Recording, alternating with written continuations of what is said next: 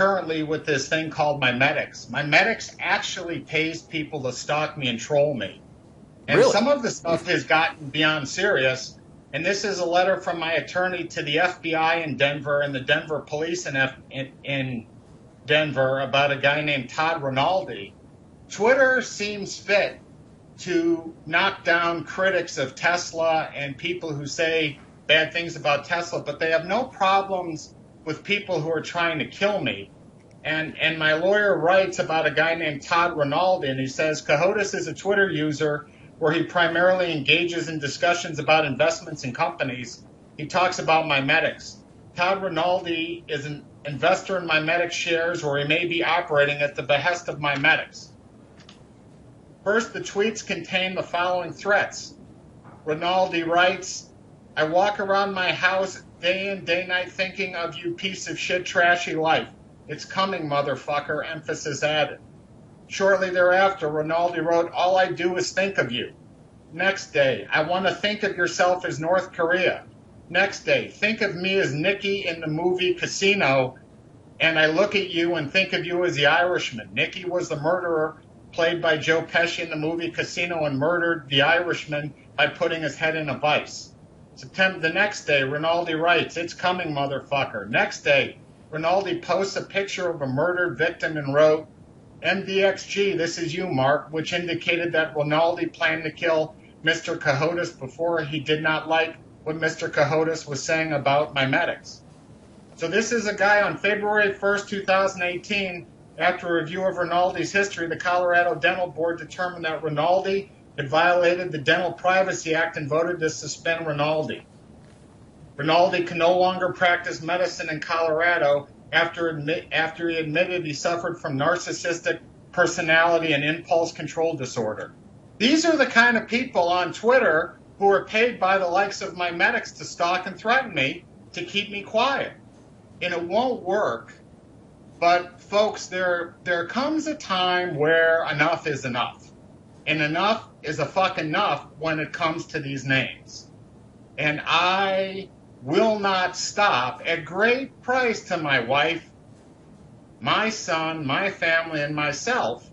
But if anyone from Twitter is out there, and any free-speaking attorneys are out there, it's time to curtail the abuse that Keith gets, that I get, Fraser Paring, other free speakers get, because sooner or later it's going to get dangerous, and it's not right. And free speech is free speech, and the president claims he wants to be a free speaker, but I do have rights. And I've been sued many times, threatened many times, but enough's enough. So this is what I have to go through, right? I don't ask for this, but I go through it. But one thing is, I will not stop. I will not stop till these guys meet their fate. And again, it's the underside of what goes on for speaking your mind. And if I have to be the poster child for change, it better change, and it should change quickly. So I just wanted to get that off my chest, that I'm not making this stuff up. And you know, it's sad I have to pay lawyers what I pay them just to defend myself. Yeah, so, that's bananas. I mean, and so are some of these people, obviously. But that is scary. I mean, on many levels. Do you think, if Twitter is our Trojan horse, Mark, and at the same time, it's also their horse coming right back at us. I mean, would you have it any other way, or is this just part of the deal? Well, the truth be told is I use Twitter to talk about certain names, but Twitter is a great vehicle. It just needs to be policed a whole lot better, because I get tremendous sources on Twitter. Yeah, me too. There are a lot of people who have great information on great names that I'm involved in who reach out to me through Twitter. And it's very, very important. What also is important is people can't hide behind anonymity and threaten people. It's okay if you want to go to a baseball game and boo the crap out of Reggie Jackson as he hits one 500 feet over the fence. But what's not okay is to hide behind anonymity and threaten people and threaten disabled people and threaten my wife and bribe a senator to have the FBI visit me, where the FBI said if they have to come back again and tell me to quit tweeting, there will be consequences. Right? I mean that part is over the edge. And my attorney, who's a former U.S. attorney, is all over the FBI in San Francisco and the DOJ and other things about this guy Isaacson who teed it up, the senior senator from Georgia, and the FBI. But no one does anything. It's just, it's, I think, part of the deal till something changes. Mm-hmm. So or Twitter something bad is happens. great, Mm-hmm. but it just needs to be policed a little better than it is. Let's get into this. MyMedics. Just this Pete Pettit, if that's how you pronounce it, and the the senator from Arkansas. Just so that a lot of people are listening to this and probably a little taken aback by how serious this is and how serious the work that you do has become to you personally. Can you explain what's happened here with this company, and A, why you're a short seller of it, and B, why it's come to where it's come to with the FBI coming to your house?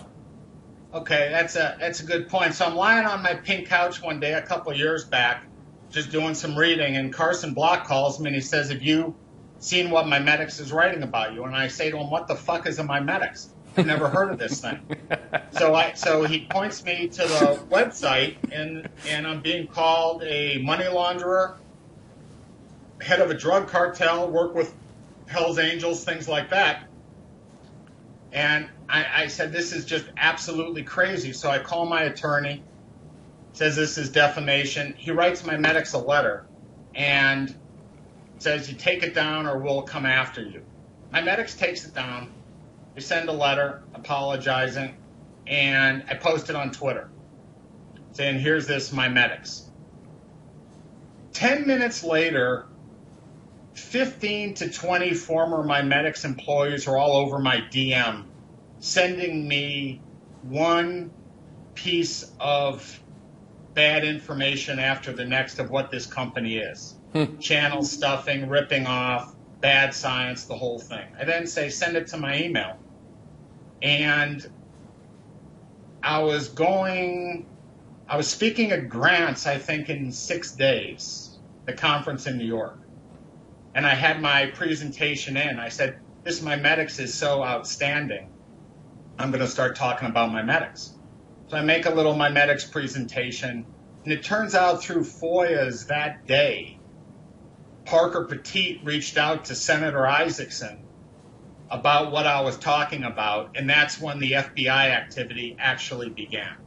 It had nothing to do with what I was tweeting about with MyMedics. It was Parker Petit actually bribing and paying a senator.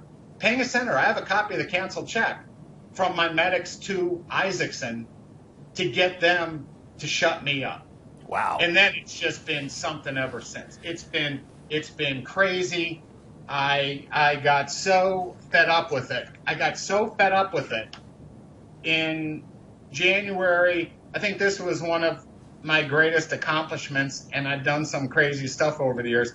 On January 23rd, I wrote the auditor of E&Y a letter.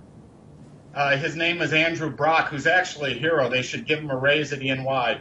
Dear Mr. Brock, please see the primary source documents, court documents, and analysis on what I believe to be the 12 categories of serious wrongdoing at MyMedics.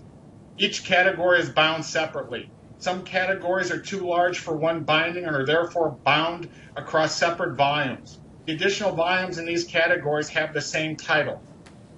I've identified 12 distinct categories of egregious wrongdoing. I've dubbed MyMedics an around-the-clock fraud. Please see the following table for contents. Thank you. Please contact me, Marc Cohodes. I give him my phone number. Around-the-clock fraud. Medicare fraud, 1. Endangering patient safety, 2. 3. Undisclosed federal criminal investigations and evidence destruction, 4. Bullying, threats, extortion, 5. Abuse of process, 6. Old boys club, which includes rape and sexual harassment, 7. Influence pending, 8. Securities fraud, 9. Accounting fraud, 10. Kickbacks and bribery, 11. Stock fraud, and 12. Criminal organization, targeting and promoting known criminals. Now, I sent that letter on January 23rd. and the auditors at the end of February said that they need to walk away, back up, do an internal investigation, and it's been downhill for them ever since. And I haven't stopped. And our mutual friend, Grant Williams, did a Real Vision with me in January, and he said, I know you're driven on my medics. It's a great story, this, that, and the other. Are you still shorted? And I said, yeah, I'm still shorted. He goes, why don't you cover your short, and that way carry on as normal, but then people will realize this is all about the cost and not making money. So for the first time ever, I was in a Wall Street Journal video about a week ago. I covered 98% of my short in my medics after I spoke with Grant, because I want everyone to know right now my medics has nothing to do with money for me. This is all about principle and seeing these undesirable motherfuckers in this criminal operation brought to justice. So when this company is fully exposed for what it is, and there's criminal wrongdoing going on as we speak, with people who are currently there meeting with federal police as we speak, right? When this thing happens, I want everyone to know this has nothing to do with money for me. This is all about principle. And I won't stop. I won't stop till it happens, because they're injecting veterans who this country should salute with absolute poison, provable poison in this product. And the current management is aware of criminal activity. And there's a 96-page whistleblower report that I have access to. And I don't trade the stock. And I don't want to trade the stock for that reason. But what's going on there now, contrary to what anyone knows, my medics is a criminal operation. And I defy them to attempt to try to come after me, because I will hit these guys with everything I have. And they've seen nothing yet. Because when this comes out, it needs to come out what's exactly going on in the Medicare, Medicaid, insurance scam, VA system, because our veterans are being ripped off, they're being injected with bad medicine, and all of the bad actors at my medics are still there. Parker Petit will go to jail, and his henchmen will go to jail or get arrested if there's such a thing in circa 2019. But this, pound for pound, is the biggest fraud I've ever seen, and I exposed Lernout and Houseby, which was the biggest fraud in Europe at the time, and it still may be. So which went to zero. Yeah, that's a statement and a half. Which went to zero. So the head of regulatory at my medics, a guy named Rogers, these guys have destroyed adverse events in their products without submitting them to the FDA. They've destroyed adverse events, at least 60.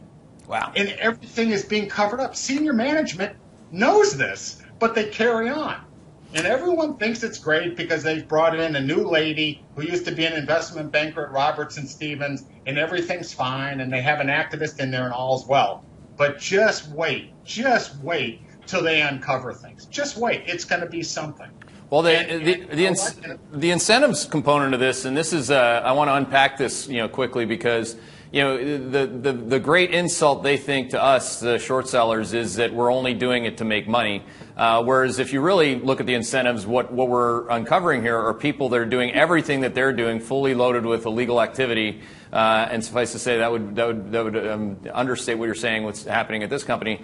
That's all they're doing it for. This is this business, and everything that supports it, the fully conflicted and compromised network that is CNBC, that supports the non-exploration of these things, is all about making money. There's absolutely we shouldn't have to apologize for that. What we're trying to do in this case, in the case of people that are being fed poison, or in the case of Lernout and Houseby, which is just trying to sell kids like yours a very bad and whatever you would call it, Trump couldn't even describe it with more adjectives type product. That's what this is about. This is about actually being transparent, accountable, and truthful. And I don't know why we end up being vilified for that. This is America, for God's sakes. Well, it's America, but then as we go to Canada, I have a friend in Canada his name's Adam Spears. So he's walking the streets one day, and someone walks up to him, a pal of his, and says, "Cohodes, what do you think of him?" And he says, "I love the guy. I think he's great." And I said, "That's nice of you to say." And his buddy says, "Why?" He said, "Because he took on Fortress and syndicated mortgages in Canada. He probably saved the system $5 to $20 billion by exposing what goes on at zero profit to him and at great risk." Right? There was no stock play I was involved in with syndicated mortgages in Canada by exposing Fortress. And all I made were enemies and people threatening me. But I helped expose and bring down ripping off hardworking Canadians. And I wasn't short anything in syndicated mortgages. Same thing with money laundering in Vancouver. Yeah. I mean, in Vancouver, I'm a hero. In Toronto, they want me dead. But I've exposed money laundering. I've exposed what goes on with housing. The Attorney General there is my pal. But when you speak truth to power, and there's so much money on the other side, and that's the real issue here, Keith. There's so much money wanting to see me fail or be wrong or shut you up or shut up the likes of Howard Penny or the free speakers or things like that for exposing things that are wrong. They would just as soon see me quiet, dead, stifled, the whole thing.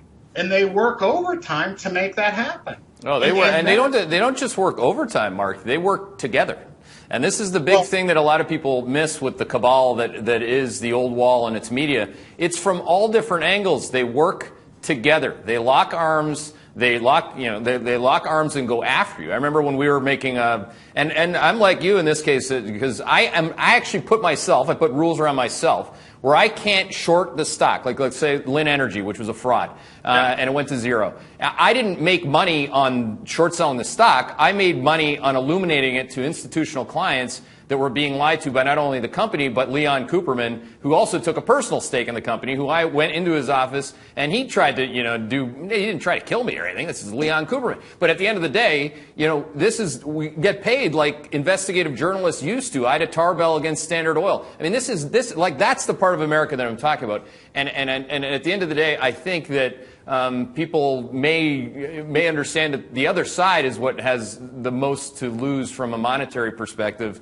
The last thing on this, I want to hit on a couple other companies because we only have a certain amount of time. By the way, if you have questions for Mark, fire them in the queue. I'll try to get to them as best I can. But on this Parker Petit, Parker Petit.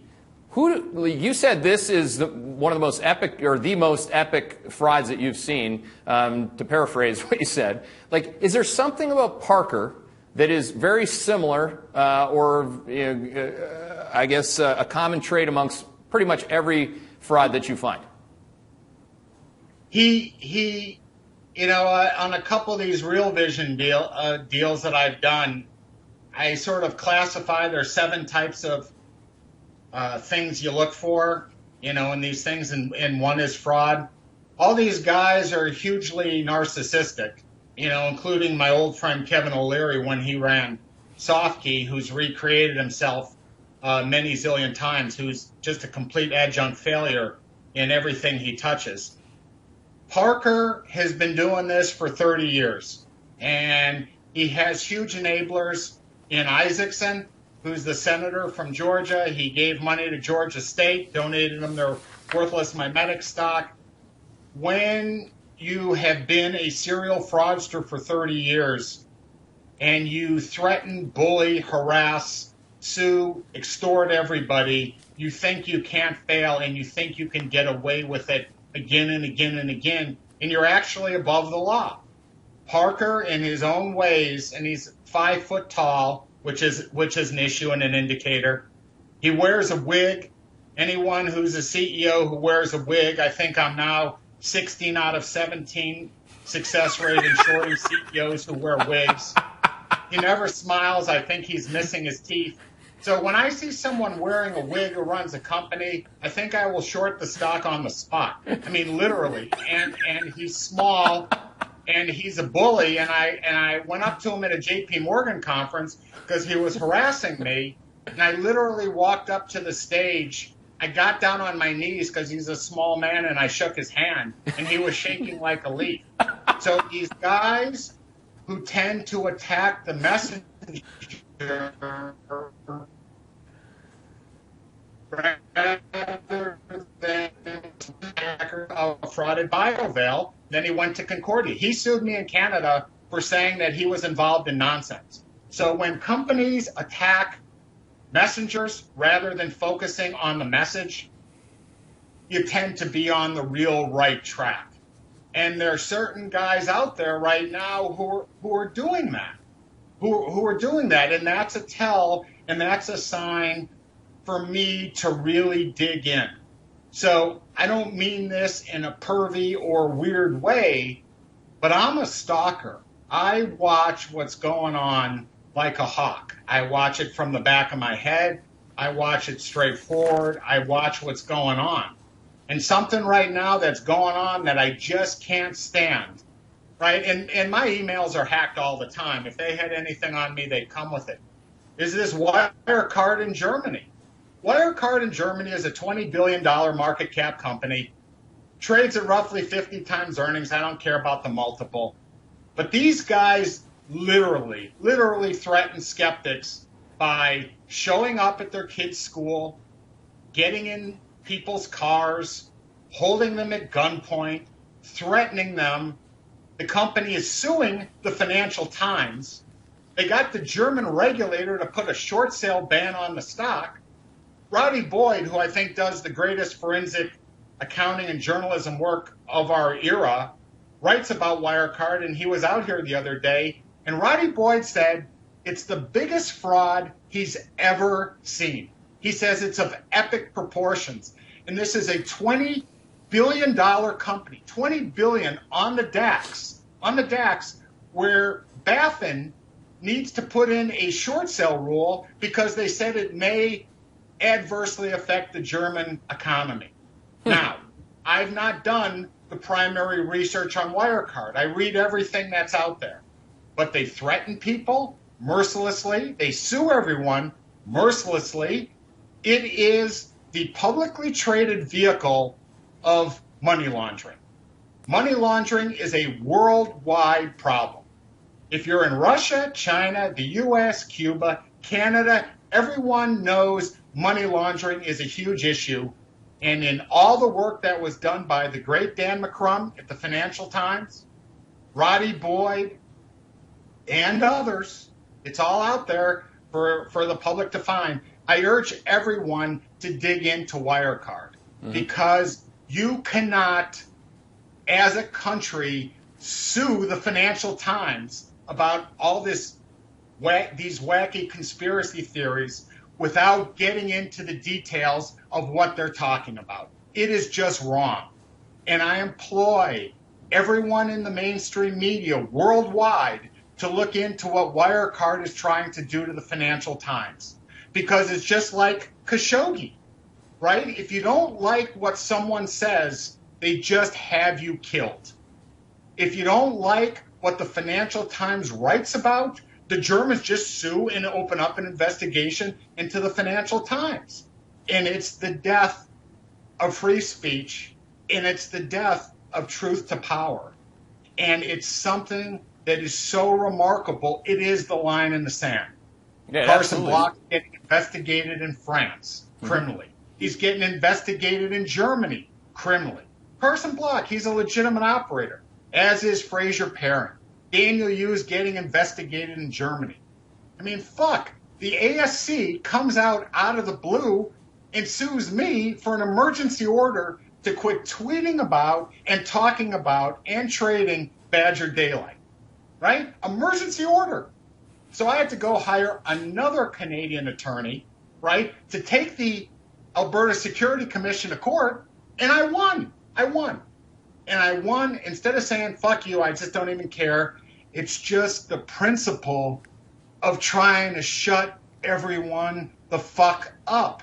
And it's just wrong. No, it's all interconnected, and at the end of the day, that's why these people, that's why the mainstream media, in particular on Wall Street, is like I said, it's conflicted, compromised, constrained, and these people are all in it together. That's why O'Leary and O-Shares comes to be. It's how he gets paid on it, and then it gets cut in half or whatever it's worth today. I don't even care. What I really care about, and people should care about, is that not once did Melissa Lee, who went to Harvard, or any of the journalists at CNBC ever call him out, ask him a question about it, ask him about SoftKey. Instead, they give him a name like Mr. Wonderful, and right beside Jim Cramer telling you to buy Lyft on the open, these guys are the ones that are losing mom and pop all the money. So that to me, it was a great revelation, Mark. I just couldn't believe it until Maria Bartiromo, just to give you one piece of info you probably didn't have. I used to be on Fox. They wanted to destroy CNBC. Maria was over there. It was great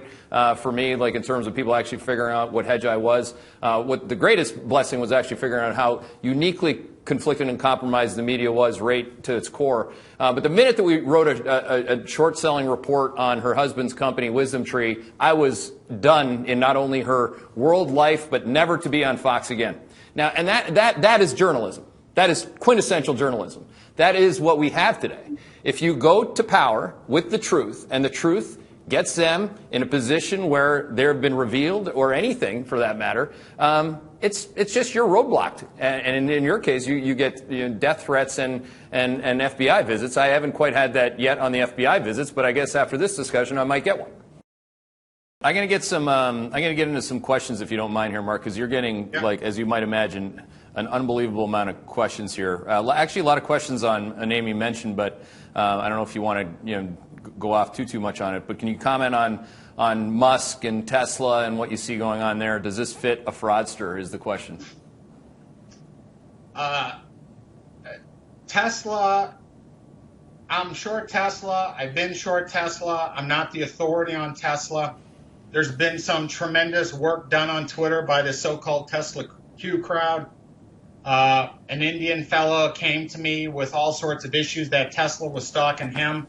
They gave him a temporary restraining order. I suggested he start a GoFundMe page. He's raised $150,000. He'll be going after Tesla. Tesla is one of the greatest things I've seen. I'm pals with Einhorn. Einhorn thinks that Musk is worse than P.T. Barnum. I think Musk has destroyed what little is left of the SEC and their reputation by challenging them and them backing down. I think Tesla is entertainment unto itself, and I'm a passerby in Tesla. I think it's something, but there are authorities in Tesla, and I'm not one of them. I'm spending my time on Lynette, my medics, some time on Wirecard and some other stuff. But Tesla you're on the right track with Tesla. Yep. Okay. And you guys have done a great job with Tesla as well. Your guy's been all over it. Thanks. I'm pretty sure, and that's... Yeah, with us, it's, I think, the bigger our brand gets and the more powerful kind of our voice gets on the platform, it's harder for people to show up with death threats just because, we have 80 people here. I mean, it's real people with real credibility. So we actually haven't had any lethal threats from Tesla on our work. What's interesting... Musk tends to pick on the weak. Yeah. He doesn't go after real men. He goes after boys. Yeah. He goes after faceless people who he thinks don't have the wherewithal to fight him. Yep. And on Tesla, to your conflict thing, Melissa Lee's husband, Ben Callow, is the biggest bull on the street at Baird, and there's never any disclosure on CNBC that her husband is the chief tout of Tesla. I mean, she sits there and defends Tesla up, down, and sideways, which is her prerogative. Totally fine. No problem with that. It just should be disclosed that she wakes up and goes to bed with the same guy who's the chief tout. No, I agree. I agree 100%. The average person, if the FBI comes by your house, agents, and they have guns, and they don't show you per se their identification, and they tell you in front of your wife that if you don't stop and we come back, there'll be consequences, the average wife either tells her husband immediately, I'm leaving you, honey, if you don't stop, or I'm leaving you immediately because I can't deal with this and what is wrong with you. Yep. And my wife and my son, my son was sitting there and he has a sensitive nervous system. And I had my friend over for lunch that day, Billy Buckingham, and it was the second last time I ever saw him. So it's hard because he shortly thereafter died. These motherfuckers from the FBI go and start hassling me with these people there. And it's just goddamn wrong. It is just wrong. And it's intentional and wrong, which is worse. And it's intentional, it's premeditated, it's against the law. And in my, people talk about PTSD, it's a real thing, and I try real hard, to fight through it. But, everyone, including yourself, there's a built-in level of paranoia you have, right? Are my emails being hacked? Am I being followed? This, that, and the other. Well, let me tell you, it's real. I know I've been hacked. I know I've been followed. I know people are out to get me. It's not paranoia. And the problem is that it needs... People should be, who speak their mind and stuff like this, need to be protected. They should be given a wide berth and say, thanks for doing this work. I was in Gretchen Morgensen's book about mortgage fraud, this reckless endangerment, and I read parts of it for motivation, each day, when I get down on myself or bad things happen, and it says, this is on Novastar and the government not doing anything till it was over. I said, it would be interesting to see who exactly dropped the ball and why, Cohodes said. It would be interesting why nothing was ever brought. The SEC should have sent a plane for us to come to D.C., and how do we make sure this doesn't happen again? How do we train our guys to do what you did so Joe Sixpack, the investor, and our entire society doesn't melt down to the center of the earth again? Well, this is what's going on, ladies and gentlemen, and Keith, with generic pricing. This is what Lynette is doing to people. This is why they hire Maureen Kavanaugh, who should be in prison for ripping people off. And she's bringing the same playbook she brought at Teva to Lynette. This is why Wirecard launders money. This is why they're a conduit to it. This shit should be stopped. Or injecting poison to the vets. Or Keith and Hedgeye doing what they do. It's there to stop. You can fix it if you want to fix it. But by all means, don't try to grind people into oblivion just to get the price of the stock higher at Broad and Wall. It's artificial. It's fake. It won't work. And when it blows up, the crazy thing is, they blame the short sellers. In 2008, what did you do? Yeah. A short sell ban. Short sale ban on financial stocks because John Mack was worried about shorts grinding their stock to the ground. Instead of him running a fraud and doing all sorts of shit he shouldn't have done, it's deflect blame. Paulson, Rubin, right? Bernanke, Geithner, all these guys. It's amazing what goes on. But it's beyond my pay grade to fight that. I'll fight the lowlifes who are out there. Well, thanks. And there are way too many. Thanks for doing that. I think one person in the queue didn't ask a question. They said, "Just thank Cohodes for the therapy session. I needed it." And a lot of people feel the way that you do, but not very many are willing and brave enough to get up on my channel here and say it in all of its color and detail like you did.